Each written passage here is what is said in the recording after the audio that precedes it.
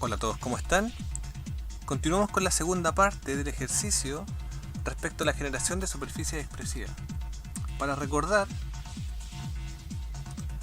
vamos a nuestra definición y entendemos que teníamos dos curvas, una de grado 1 y la siguiente de grado 3. Nos enfocamos en la de grado 3 y lo que hicimos en rigor fue ambas curvas dividirlas en una serie de estrategias que eran la división de una curva por tramos igualitarios, la división de esta curva respecto a la distancia entre los puntos y la división de esta curva respecto a la longitud entre esos puntos de la curva de origen. En el caso de la primera curva, la curva de grado 1, no hubieron diferencias sustantivas en cuanto a la división de puntos y a la ubicación de los frames que resultan similares en el N-frame y en el H-frame, pero sin embargo en el perpendicular frame había diferencias sustantivas. Bueno, en el H-frame y en el N-frame, ¿cierto? Si bien es cierto, uno es perpendicular al otro, hay momentos en que estos coinciden dependiendo de la orientación de la curva, pero no genera mayor diferencia respecto a cómo posiciona los vectores relativos. Sin embargo, en lo que respecta a la curva de grado 3, ¿cierto? Hay una diferencia sustantiva que el frame horizontal alineaba todos los vectores y, por ejemplo, a un lugar común. Sin embargo, el N-frame lo que hacía, o lo que hace en rigor, es orientar los vectores y respecto a la orientación de la curva, respecto a si es cóncava o convexa en un lugar en particular. El N-frame lo que evidencia es que la curvatura, cuando cambia de sentido en un punto no imaginario, pero hay un punto teórico acá que se llama singularidad, donde la curva cambia de un sentido cóncavo a un lado convexo contrario, y el N-frame evidencia esa condición respecto a la orientación de los vectores y. Hasta ahí con eso, ¿qué es lo que seguimos desarrollando? Que tomamos esta curva, ¿cierto? La dividimos en tramos iguales respecto a los frames perpendiculares de esa curva. Lo que luego hicimos, tomamos estos frames, tomamos estos planos relativos y los rotamos, iniciando en el menos 35, en el grado menos 35, con una serie de 7 grados por 7 grados por plano relativo, y a eso le incorporamos, ¿cierto?, el valor de, acá que este se borró, en Z era el largo de la lista, y estos grados, ¿cierto?, iban a estar relacionados con la cantidad de veces que eso tenía que rotarse. O sea, son 7 grados 11 veces, uno por cada frame perpendicular, y ahí está. Luego descompusimos esos frames y desde ellos trazamos desde su vector y, en este caso el vector y de este plano perpendicular, cada uno de este plano perpendicular que ya está rotado en 7 grados progresivamente uno cada uno, se le indicó trazar una curva desde su origen en el vector y. Luego todas esas curvas, ¿cierto?, que son tramos rectos, fueron transicionadas entre ellas, lo que generó una superficie que tiene un inicio de menos 35 grados y termina en algo de 70 grados. Bueno, vamos a comprobar eso. ¿Cómo comprobamos cuánto tiene la curva final respecto a la inclinación en grados? Bueno, es una operación matemática. Vamos a ir a matemática, vamos a multiplicar. ¿Qué vamos a multiplicar? Los 7 grados por la cantidad de veces que estos 7 grados tienen que incorporarse a cada plano. Y esto es por el largo de esta lista, son 11 veces, lo que da un total de 77 grados. Hasta ahí vamos a encender toda nuestra definición. Hasta ahí no tenemos problema porque las cosas están en una condición estética que nosotros queremos. Sin embargo, si yo sigo aumentando la cantidad de divisiones de este frame, llega un momento en que esta curva parece colapsarse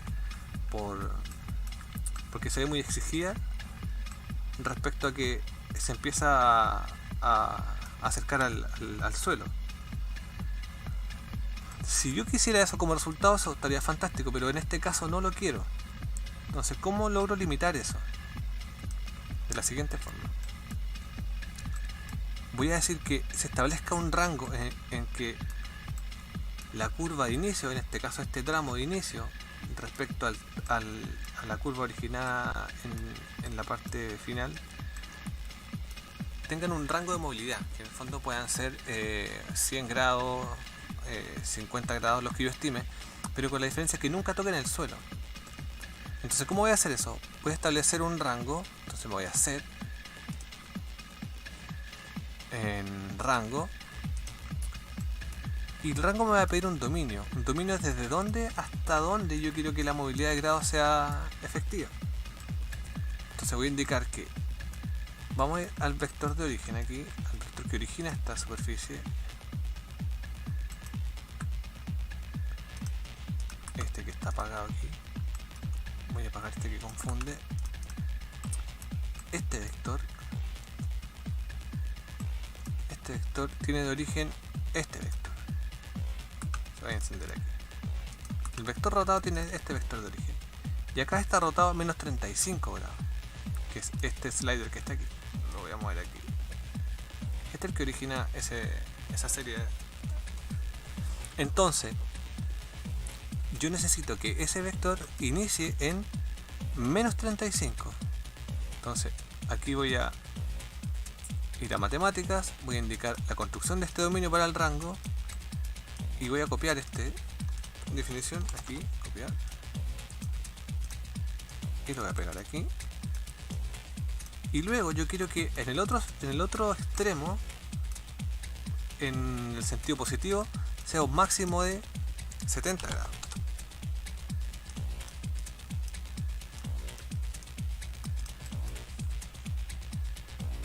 El rango que existe acá son una división o una distribución, mejor dicho, de... Aquí hay un valor de 10 por defecto, de entre 35 grados, entre menos 35 grados y 70 grados, dividido en un rango de 10, me da todas estas cifras a distribuir a lo largo de esa superficie por estas curvas. Esa es la movilidad de grados por cada línea. Ok. Entonces tenemos esos valores y la pregunta es, ¿esos 10 son coincidentes? No, porque yo quiero que ese valor sea totalmente relacionado con este. Por tanto, este valor lo conecto aquí y voy a tener la cantidad de valores 21 respecto a 21 frames. 22 frames, ¿sí? Son 22 frames y aquí son 21, pero la diferencia es que... O sea, no la diferencia, la salvedad es que esto parte de 0 a 21, por tanto son coincidentes con 22. Entonces simplemente yo reemplazo mi definición de serie y la conecto por la definición de rango. Y yo tengo que aquí, por más que yo divida esto por una serie de cantidad de veces, jamás va a sobrepasar esos grados de inclinación. Perfecto. Sin embargo, aquí pasa otro fenómeno, que ¿se acuerdan que incorporamos altura a estas líneas? Una altura en serie. Perfecto. Es porque se desconectó este asunto ya. Lo vamos a conectar aquí. Ahí está. Por alguna razón se ha desconectado esta serie. Entonces todo está totalmente relacionado. La cantidad de división versus los rangos versus la movilidad. Me interesa que esto sea un poco denso. Y aquí tengo, claro, el mismo fenómeno de serie. Este lo voy a borrar ya porque no me sirve. Es más efectivo tener un rango. Y aquí tengo, claro, otro fenómeno. Que yo establecí lo mismo. Una serie que parte de 700 y progresivamente sube 50 unidades. Pero si yo tengo esto, por ejemplo, con 100 divisiones, la dimensión se me escapa, empieza a ser casi incontrolable. Entonces lo que yo necesito también es establecer un rango entre mi mínimo y mi máximo de crecimiento. Bueno, entonces voy a copiar esta serie, este rango, lo copio, lo pego y lo modifico a mi voluntad. ¿Qué necesito? Establecer un dominio. ¿Entre qué? Entre 700, que es mi punto de partida y mi máximo que va a ser 2500. Ese es mi máximo. Yo creo que la última línea, la última curva de esta progresión sea máximo 2500 y la distribución va a ser automática. Entonces reemplazo aquí.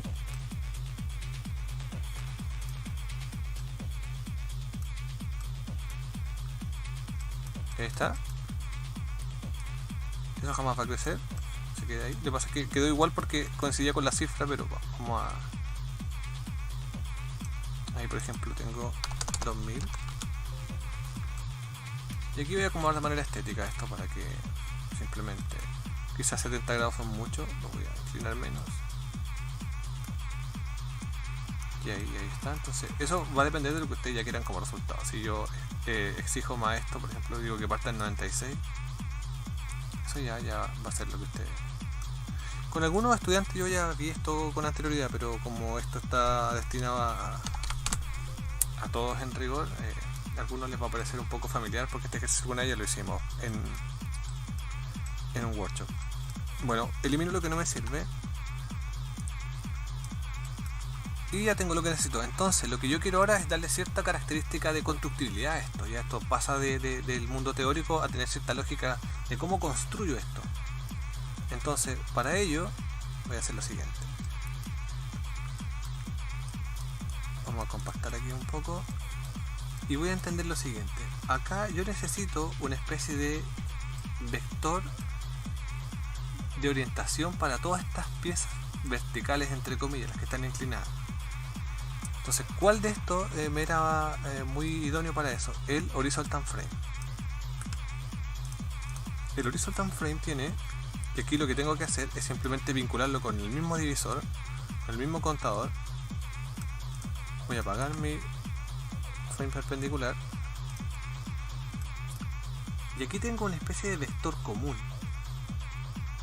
El vector Y está orientado junto con las líneas porque así lo destinamos en un inicio. Lo que pasa es que eso no nos sirvió para hacer la rotación. Y este elemento quedó aparte, pero aún así podemos utilizarlo para poder orientar estas líneas como unas piezas constructivas. Entonces, ¿qué es lo que yo voy a hacer? Voy a tomar estas líneas, voy a dejar este aparte, lo voy a apagar. Voy a tomar estas líneas y las voy a extruir. ¿Extruir a dónde? Al vector Y. ¿Cómo hago eso? Bueno, primero vamos a superficie, freeform, extruir. ¿Qué es lo que voy a extruir? Voy a extruir las líneas, ¿ok? ¿En qué dirección? En la dirección Y de estos planos horizontales. ¿Cómo obtengo la dirección Y de los planos horizontales? Pues ya, vector, y esto ya empieza a ser casi mecánico, porque ya lo vamos a ver siempre esto. Deconstruyo este plano y obtengo el vector Y. Este vector Y lo puedo conectar acá, pero la pregunta es ¿dónde doy la dimensión? Para ello, esto ya también lo vimos en el box, voy a vector, y es un vector amplificado, un vector amplitud. Entonces, vuelvo a contestar la pregunta, ¿cuál es el vector? Es el vector Y de este plano horizontal. Lo conecto a la extrusión porque la extrusión me pregunta ¿dónde quiero extruir? Quiero extruir en el, insisto, en el vector Y de este plano relativo horizontal. Y la pregunta es ¿cuánto? ¿Cuánto? Sí. Perdón.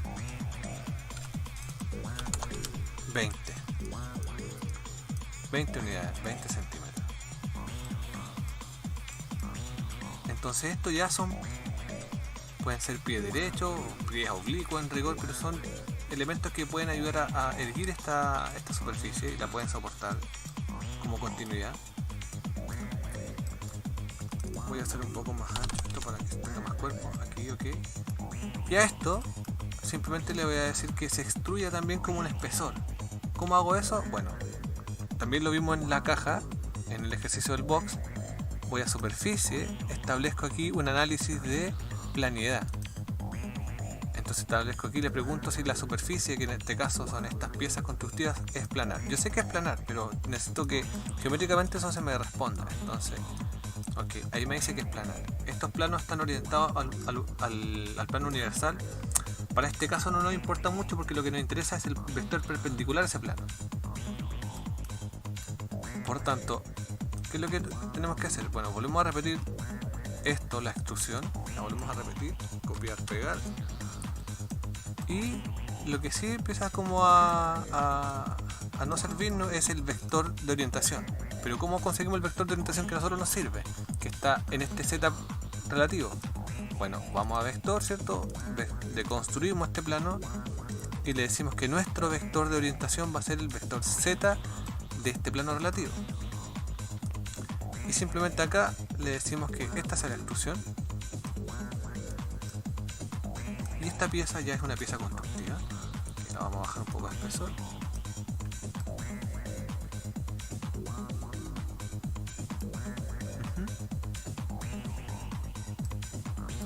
Y ahí está.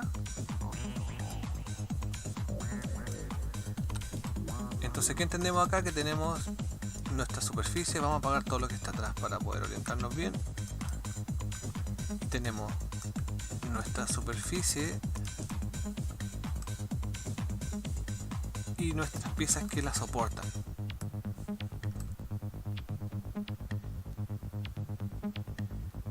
Para finalizar, vamos a adelantar algo que tiene que ver con superficies complejas. Solamente lo vamos a ver de manera esbozada aquí. Vamos a ir a superficie, vamos a dividir esta superficie en segmentos y vamos a dividir esta superficie. Esta superficie se divide por un dominio al cuadrado. Entonces vamos a ir acá a matemáticas, dividir dominio al cuadrado. Ok. Entonces aquí me pregunta, bueno, voy a dividir la superficie. ¿Cuál es el dominio? El dominio son la cantidad en X y la cantidad en Y. Pero en la superficie misma se llama U y B. Entonces tengo esta superficie dividido en vertical 10 y en otro sentido 30.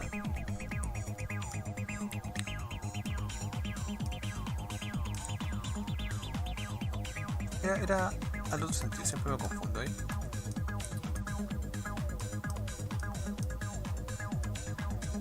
Ahora, ¿estos no son coincidentes? No en rigor.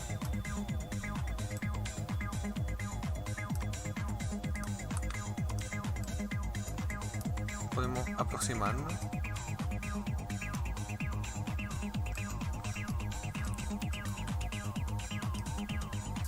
Pero le compartimos esta división.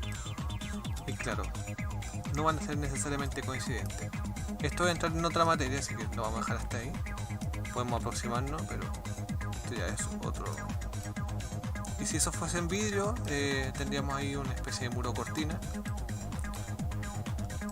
Bueno, lo dejamos hasta aquí. Era simplemente entender cómo esto es lo que importa para este ejercicio, es cómo esas piezas que tienen una orientación particular, tienen un espesor y pueden ser piezas constructivas. Esto va a ser vital para el ejercicio que viene, en lo cual vamos a componer ya una elevación que esté mucho más próxima a la arquitectura más que un ejercicio teórico. Así que bien, lo dejamos hasta aquí. Nos vemos en el próximo video. Si tienen alguna consulta, comenten en la caja. Si les parece que hay que abordar otra óptica, comenten, así puedo generar contenido que quizá responda a una inquietud más directa. Pero comenten. Bueno, nos vemos en el próximo.